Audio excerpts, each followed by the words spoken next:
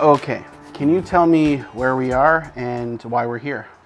Oh, come on. Today we're at 6 and 6 at Anishinaabe. We're here to celebrate 1 year at Land Lane. It's July 17th today. I mean, we're 2 days shy of the day we went in, but we're here to celebrate and bring some people together and have some fun and eat some food and really celebrate this last year that's been uh, some trials and tribulations over this past year, but you know what? It's been a good experience for everybody.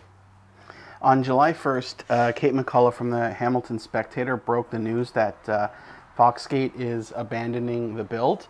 In her article, she noted that Lassani Homes and Foxgate claim that the government have not responded to their request for help. And in other articles, these companies suggested that the OPP didn't do enough to intervene or enforce the injunction. Considering the mass arrests and the many armed encounters that took place here, and the fact that there was more than 16 million spent by the OPP, do you agree with this characterization that the OPP was hands-off and indifferent? I think that's a pretty difficult question to ask me to answer. You know what? When you hear the rubber bullets whizzing by your ears and pulling taser darts out of your brother's back, and watching our people be dragged from our lands, like it didn't feel like a hands-off operation as far as I'm concerned. But I mean, the absolute failure of the federal and provincial government to deal with this in any kind of peaceful means has been the kind of the standout, I think, for a lot of us that has seen like absolute inaction by the feds in the province. Like this could have been dealt with $60 in gas from Queen's Park, maybe $100 in gas from Ottawa. It is absolutely time that these politicians start recognizing that our connection to these lands goes far beyond the dollars and cents that they're trying to offer us in these land claims. Like it is absolutely time that we have a peaceful means to resolving land claims issues. What do you make of the fact that the province and the federal government made no effort to attend this area? You know what? I think it is infuriating to everybody that we continue to hold the land here for this entire 365 days and not had any communication with any leadership at Six Nations. The Confederacy Council, the elected band council have both come out supportive of what's going on, and you know what, the overwhelming support that we've had from community here at Six Nations is what is continuing to push this along. It's going to continue to see these lands at 1492 Land Lane stay ours. That idea that like these lands are borrowed. These lands are borrowed for us from the next generations, the next 7 generations, but and further beyond than that. And so when we talk about this, like that connection for us is something that is real, and that needs to be honored when we're having these moments of occupations of our lands. And I mean, this doesn't just go for here. This is across Turtle Island. Do you think now that the land developer has walked away from 1492, do you think the federal government and the provincial government are more likely to reach out to you or less likely? You know what? I don't care. We said, we don't expect anything from them. Like whether they're gonna show up one day with a deed for us, we don't need that from them. The feds, the province, certainly not. Haldimand County doesn't have the deed to the land. We do. We've had that, and we've never, ever given up the ownership of that deed to these lands. And so, you know what? These are ours. On the 29th of June, Brett Forrester from APTN News reported that CSIS, Canada's spy agency, was tracking the events here at 1492 Landback Lane, and that the agency saw this land action as a possible threat to national security. This was... I'm quoting them here in their brilliant document.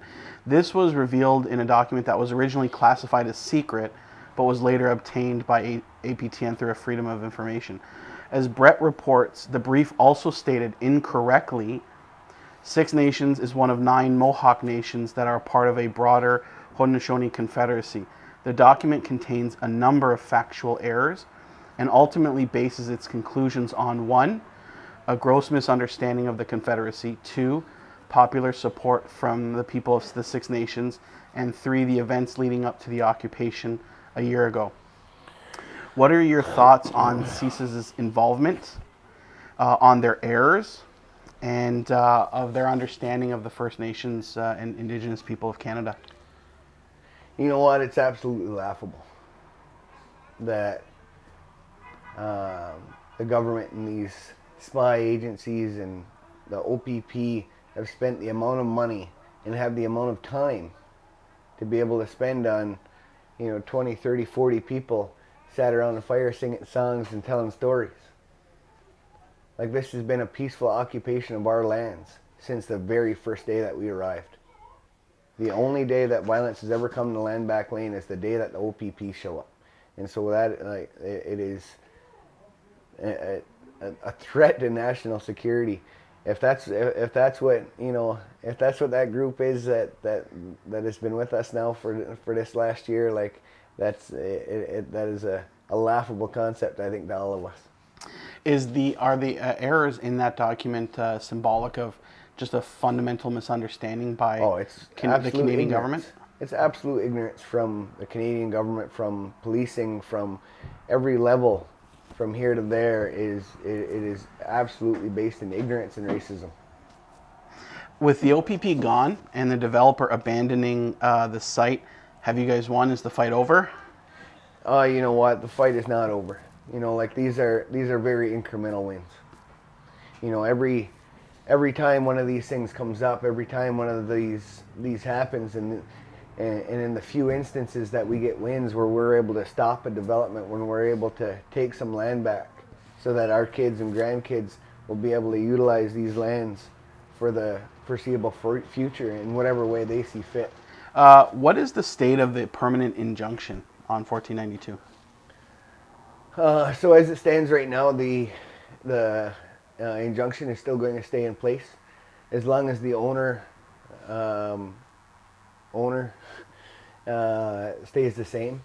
That injunction will stay in place.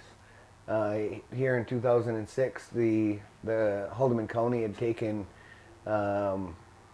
had went to court to say, why isn't the police enforcing an injunction here? I think maybe 2 years after the fact. And the decision came from that because Ontario had bought out that developer, and the ownership had changed hands, that injunction was no longer valid or in place anymore. And so that allowed for those peaceful talks to be able to continue without there being threat of OPP intervention and violent OPP intervention. I see that in your social media post that land defenders and others in the community have started to restore the land before it's in its original state, before the developer decimated it. What do you have planned for this space over the next few months going forward? Oh, you know what? Our people are going to continue to occupy that space. We're going to, so now it's about sustainability.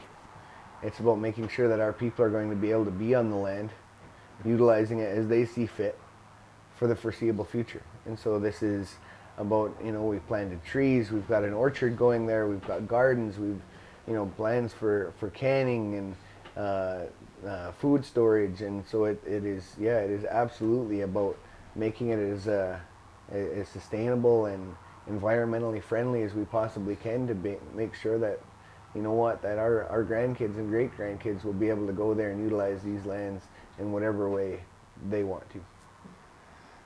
In April of this year, you and I talked about the Haudenosaunee Land Defenders being concerned over other land developments in the along the Haldimand tract. You had your eyes on other developments, but in your own words, you were a little busy at the moment. Is there a part 2 after this? With this win, are you looking towards other developments now? You know what? For for folks like myself, like this is a lifelong struggle.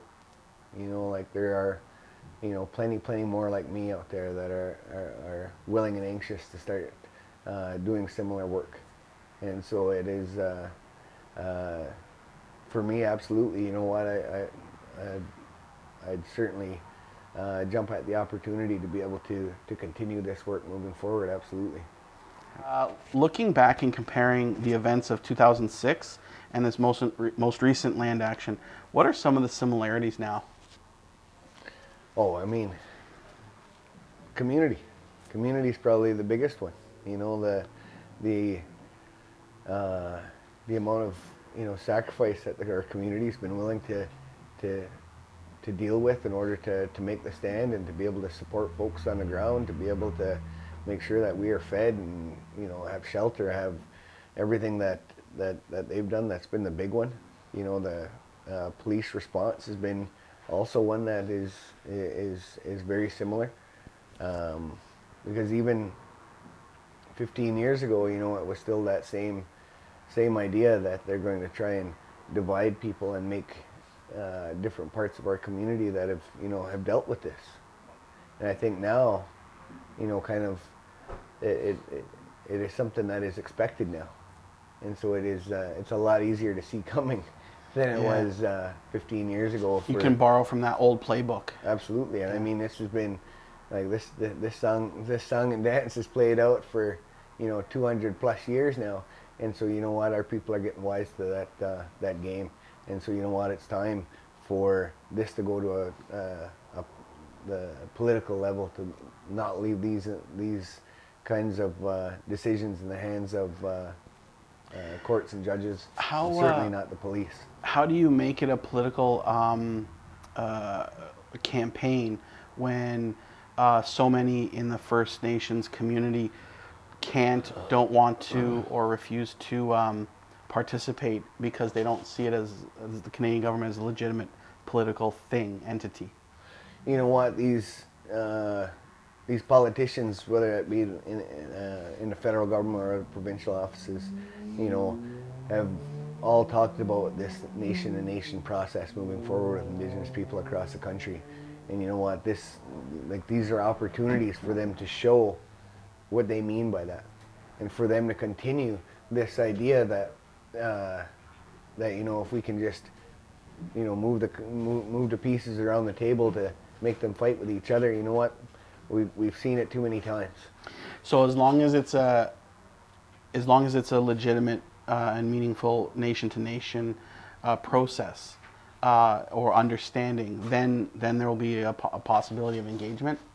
I mean, I think so. Okay. Okay. I mean, I'm no leader or anything here. I'm just a guy in a tent in the field that was, you know, too dumb to go home. But you know what? If these politicians want to see actual change, so that this doesn't continue to happen, there needs to be a means of starting that process, so that there can be meaningful engagement, so that there isn't just, you know, these photo op moments to continue to placate our people in the way that they have been.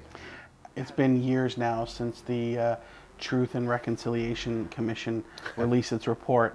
And a lot of people, some people have said this is a starting point. Others say that this is a conclusion. Do you agree that it's even a start? Like, do you think that any real nation-to-nation or any real reconciliation has started? You know, the time for these talks and commissions and like all of that stuff is over now. Okay. Like, it is absolutely time to start getting to making those real more change. Reports. Like, we've seen the reports. We know how we've gotten screwed out of these lands for the last 500 years. And so, you know what, we keep on making concession after concession, and now we hear, you know, another commission or another report or another, it is absolutely time to start doing something with those reports, with that knowledge that you think that they've gained. Mm-hmm. You know, all of these dollars that they've spent on you know, all of these reports that they've done, like, it is absolutely time to start making that change, so that we don't have to be criminalized in the way that we are for standing up for our lands, so that we can, at least give to our children a means that, they can bring issues like this one before, like, to something that is going to have to see an opportunity for peaceful resolution to these problems. This might be an inside baseball question, so feel free not to answer it if you want. But was your strategy to reclaim the unceded land simply one of attrition, meaning that you'll just wait out this massive corporation that has millions in liabilities? Was it just to wait for them to either bankrupt themselves or walk away from any real gains from the development? No, I mean, the strategy was to make sure that our generations were going to be able to utilize those lands as they see fit. And so, and I think our people have shown that, like, we're willing to do what it takes to be able to be on the land, stay on the land, for as long as we need to. Did you have a strategy, or B, was it just to occupy that space and play it day by day? You know what? We knew going in what the police's strategy was going to be, and so shock and awe. And so, like, that idea that, it was about maintaining a peaceful occupation of our lands. And so that was our strategy right from the beginning to the end. And, like, it is no different from day one than it is on day 365. I don't care whether that's when the roads were dug up. I don't care whether that's when barricades went up on August 5th. Like, it is absolutely been and is going to be that peaceful occupation of our lands. And so that was the strategy from the very first day. And you know what? Like, it is an absolutely disgusting thing what the police have done to try and, like, wage PR campaigns against people on the land here to push to have, people arrested, to have people shot at with these rubber bullets and tasered and dragged off our lands. Like, you know what? It has been 365 days of, like, it was funny this morning. I come down and come over to 6 and 6, and I had flip flops on, and one of our friends here kind of made a joke about it, and it's funny because, like, there was a time when the police were surrounding us that you would sleep in your boots with your boots tied up. And, and it was, minus 40 outside with the wind chill, and the snow was blowing, and you know what, like, it is, there was always that fear. Yeah, I mean, just a sense of preparedness. Yeah. You're ready for when the cops rolled in, and I think that it's quite the thing to see over this last, few months, to see us be able to, do the planting and do the, gatherings like we're doing today. To see these guys like Logan Thoughts and Layla Black and Derek Miller and Phil Davis, like all of these guys that continue to come out and continue to lift some spirits. Like, you know what, the people that have held the land for this last year, like, I really can't say enough about all of the work that they've done to be able to do it, because there's nothing easy about knowing that the cops are coming in, that they're after you, that there's a warrant for you, that if you leave, that you're going to be arrested.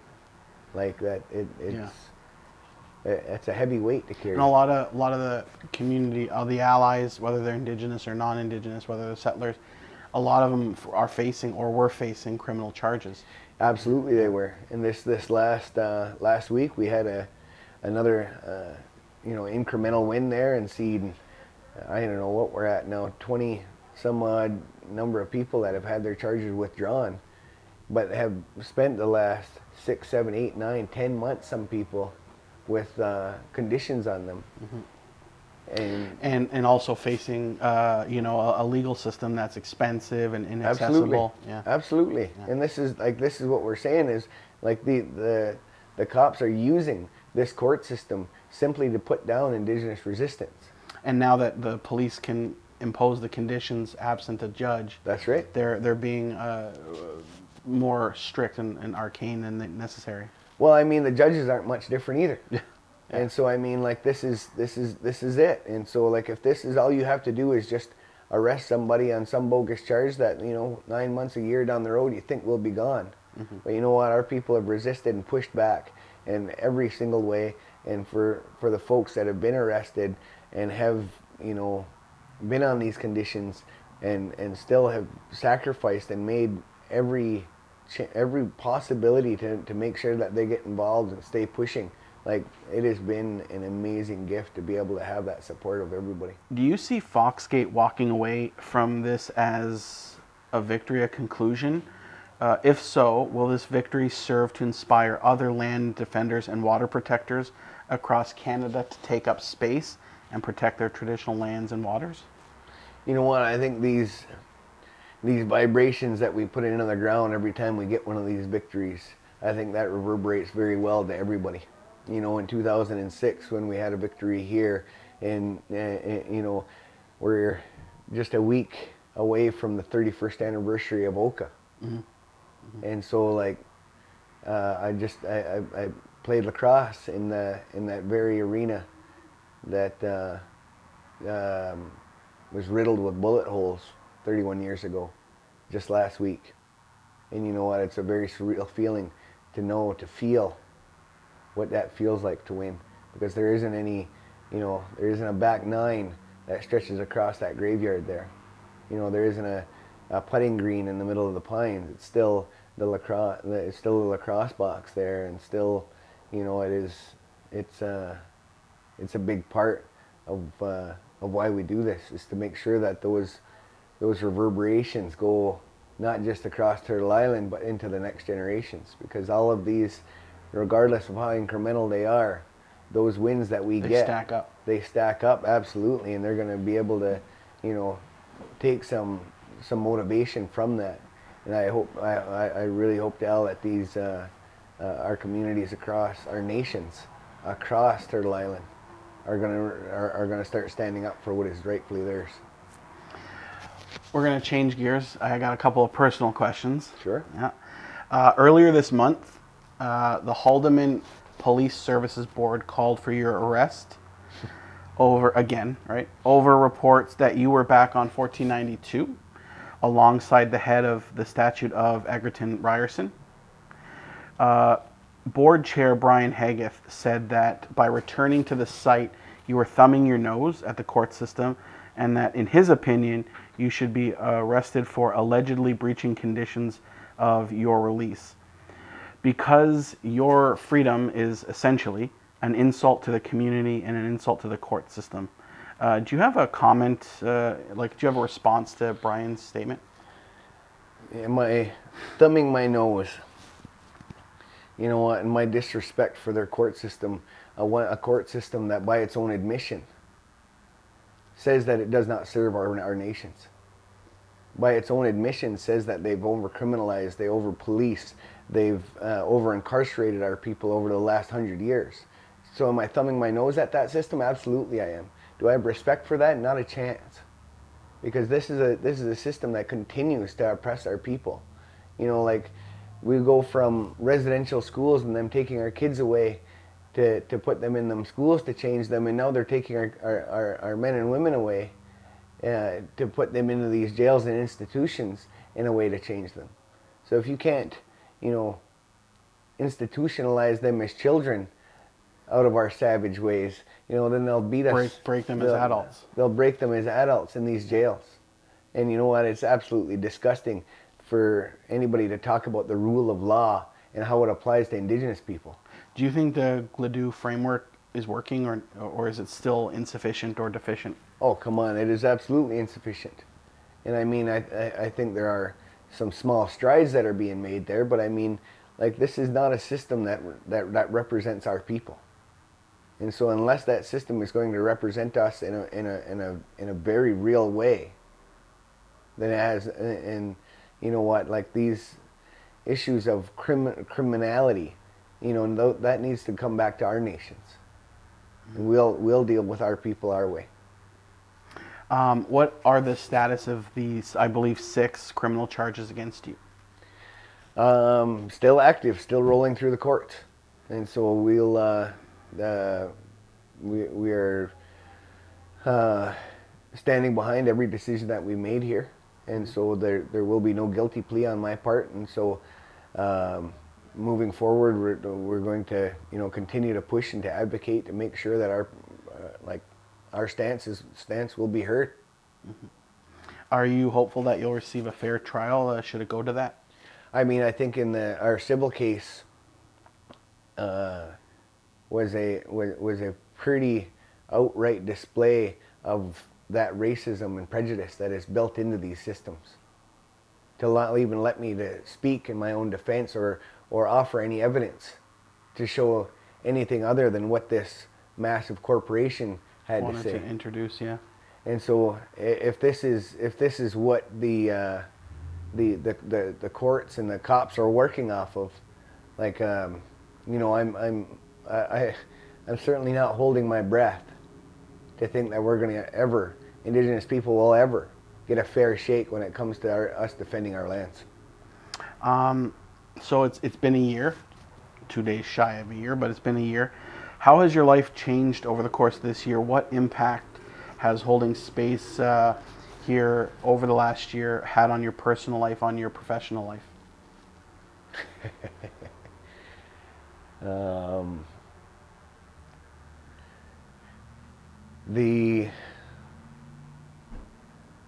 You know what, you'd have to cut bits and pieces off of me for me to be able to give any more to this.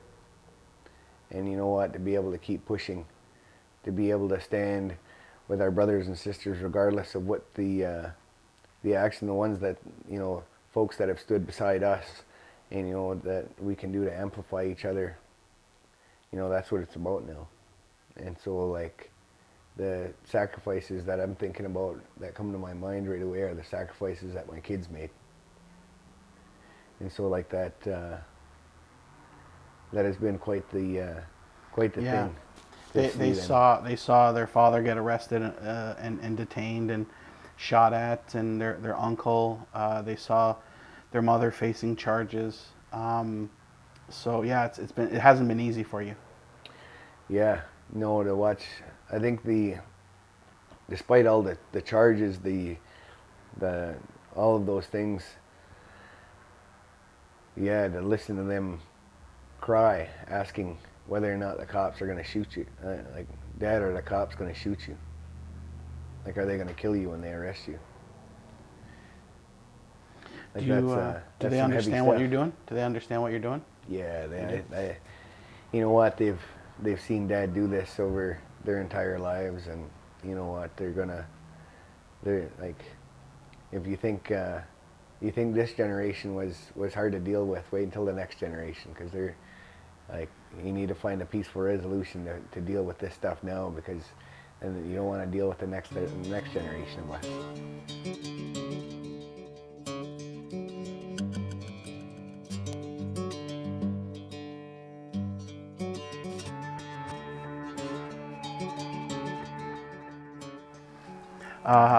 This is not even a question.